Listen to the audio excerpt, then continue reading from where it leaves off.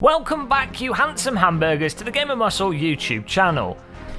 Now, I feel we might have been a little bit too harsh when it came to Dirt 4 in previous videos, and I thought, you know what, this weekend I'll really give it a good shot and put a good number of hours into it, put the monitor on the sim rig, forgive it for not having VR support, to know for sure if the harshness was actually justified. Yes, it was. This video's done. Thanks for watching, see you in the next one. Only joking about the video, not about the game of course. But you know, in fairness to Dirt 4, it's not a terrible game. I think the biggest crime is that it is actually quite good in many ways, and there's a lot there that's really likeable about it, and that Codemasters have done a fantastic job with. And this is what really always gets to me with Codemasters games, is that often they get so much right and then butcher something completely unnecessarily, or so it would seem. Even worse with Codemasters in particular is they seem to do this game development cha-cha-cha, where they'll do one game that's absolutely amazing and maybe just lacks a certain amount of content, but fundamentally is an absolutely amazing piece of software. That game will sell reasonably well and be critically acclaimed and probably has some longevity to it. Then it's as if they go back to the office and go, right guys, we're on to something here. We've got the formula just right. We've got all the hard part, you know, all the experimental game design stuff pretty much done. All the risky things that typically make a game not sell have been nailed. Fantastic. What can we arbitrarily change to completely ruin all the goodwill that we developed from the previous title? And the arbitrary change for Dirt 4 over Dirt Rally was to move away from real-world rally tracks and to drastically change the physics model of the cars. Two things that really weren't that big of a problem with Dirt Rally. Sure, the physics might not have necessarily been the most realistic and, you know, spot on with reality, and there were some things that cars did which were quite irritating, such as launching a bit high or getting launched off bumps at the side of the track and what have you. But at the end of the day, you approach the cars as you would generally approach a real-world car, so even if it doesn't line up to a very specific real-world car, and even if it had unrealistic character, it captured the essence of driving a rally car really, really well and really enjoyably, which is probably the most important part when it comes to an actual game.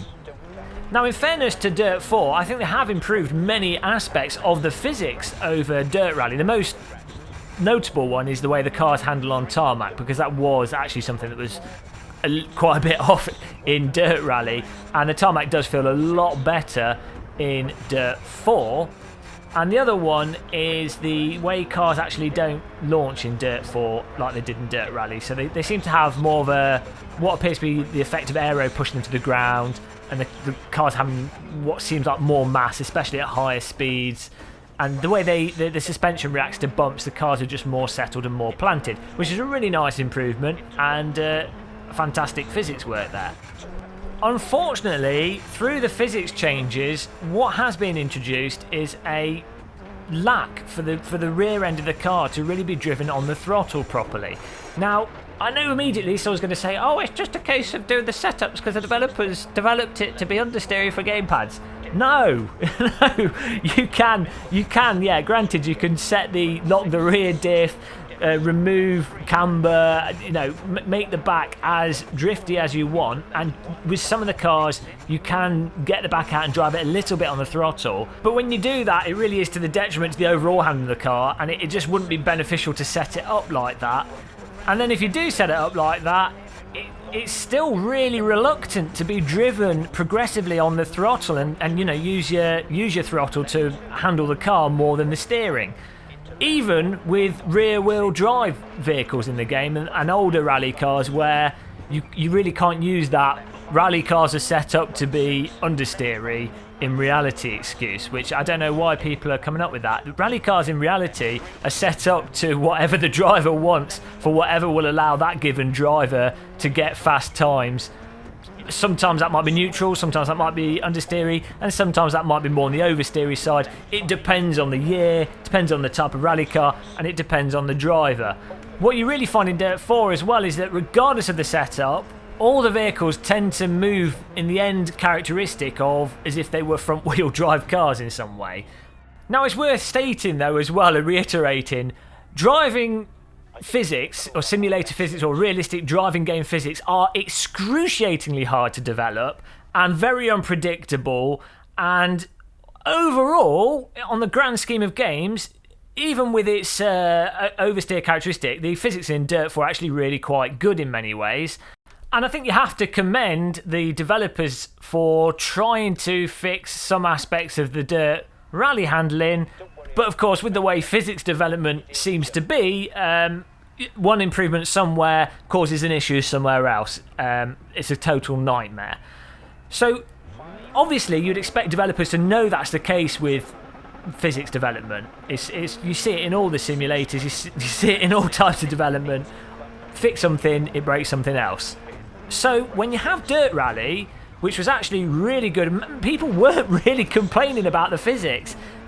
To put it on to sort of put it in context, Dirt Rally physics compared to, say, Formula 1 physics, you could look at the Formula 1 games and it's literally nothing, they're absolutely nothing like the proper simulators on the market with Formula cars in. Nothing like R Factor 2, R Factor 1, Assetto Corsa, GameStop Car, iRacing. The physics in the F1 games are not even close to being on a par, and the force feedback are not even close to being on a par with any of the other simulators. Whereas Dirt Rally, sure, it's not perfect or what have you, but the physics on it were not that far away from something like Richard Burns Rally, to the point that it's literally only going to be sim racing snobs such as myself and people that have too much time to argue on forums about tyre models are going to really get into, really be upset about some of the aspects of the handling. So with that in mind, why bother changing the physics so much? Why bother really working on that when literally the only thing that Dirt Rally players wanted was more tracks? That was it. Dirt 4 could have literally been the exact same game as Dirt Rally, but with more tracks. Done. That's it. Just get a bunch of artists to make tracks. Which leads us to the track generator in Dirt 4. Now you can see and you can really appreciate what Codemasters were trying to do with the track generator, and the thinking. Okay, Rally is about having new tracks to drive all the time, and you have to listen to your code driver. It's not just about hill climbing, and inevitably, if you have the amount of content that's in something like Dirt Rally, it turns into hill climb reasonably quickly, and you are driving the same bit of track, so it doesn't really feel like a rally game. So I really do appreciate what they were trying to do with the track generator. That said, because I think Dirt 4 was really rushed out, the track generator just doesn't have enough tiles in it for it to really actually do what it's supposed to do. So you end up with the worst of both worlds, in that the tracks don't look like real world tracks or have the character that you get in real world tracks. And to be honest, one of the most enjoyable parts of a rally game is seeing the different environments and the progression through the single player. Part of what really motivates you to want to play through it and get through the single player is to see those new locations. That's the reward. It doesn't really come from unlocking cars and the points and everything. It's seeing the different environments. It's like when you're playing a normal single player game. A big part of the enjoyment of it isn't necessarily the story or the individual weapons that you're using. It's the environments that you get to use those weapons in. That's for me, and I think for many players, that's a huge part of wanting to play through a game.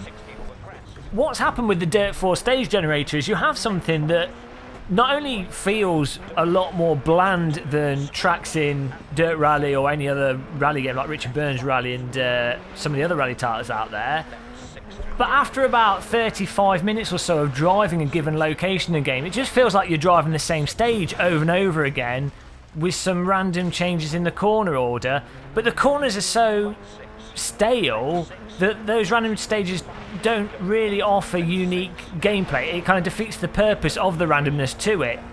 Worse still, the co-driver on occasion gives out the wrong information. The hairpin turns often aren't hairpin turns, the tight turns often aren't tight turns, and vice versa. So you can't really trust your co-driver, and he just sounds like a depressed robot just reeling off these corners.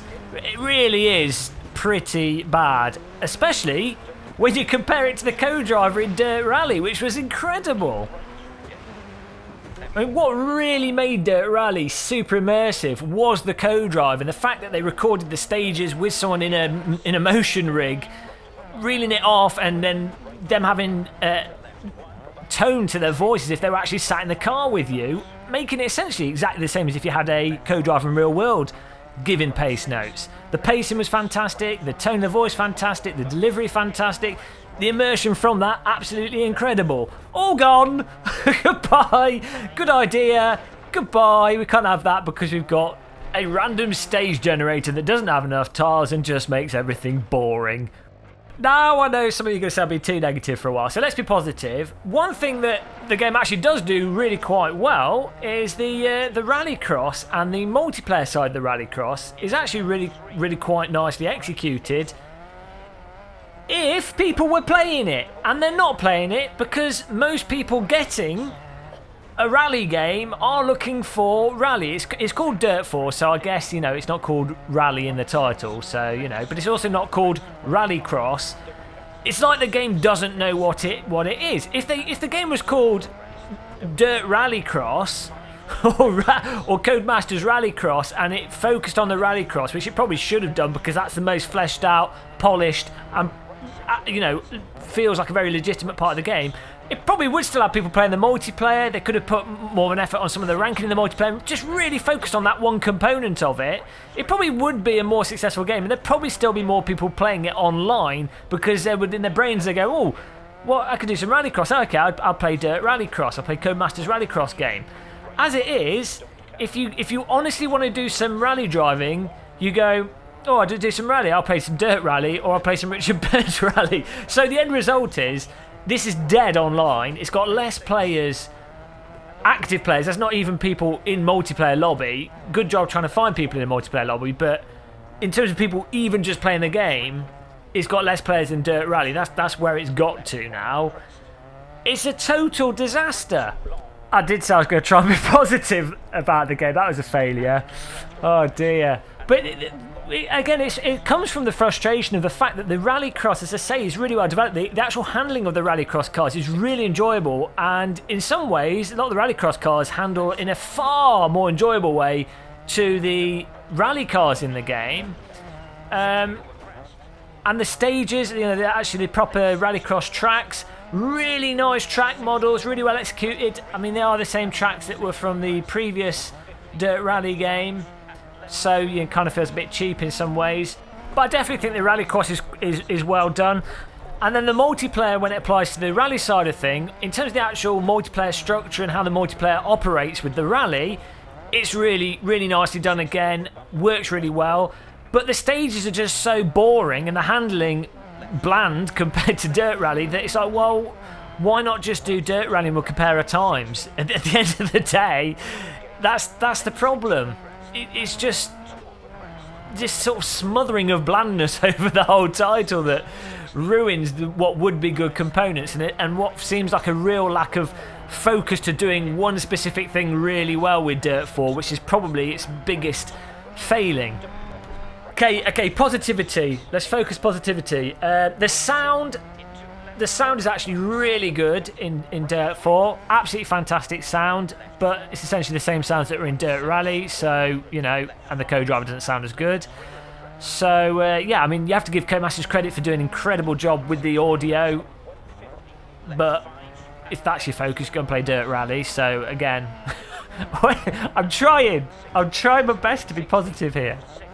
I mean, really, that's essentially what it comes down to. This video is just going to turn into a total just complaint because this game really irritates me in that it's so good and so bad at the same time. Well, there you go. I mean, the thing is, I know a lot of people probably thinking, should I get Dirt4? And I'd say, yeah, it probably is worth getting if you're not expecting the multiplayer to be active, or you've got a group of friends you can do the multiplayer with so you can fill up your own multiplayer that way.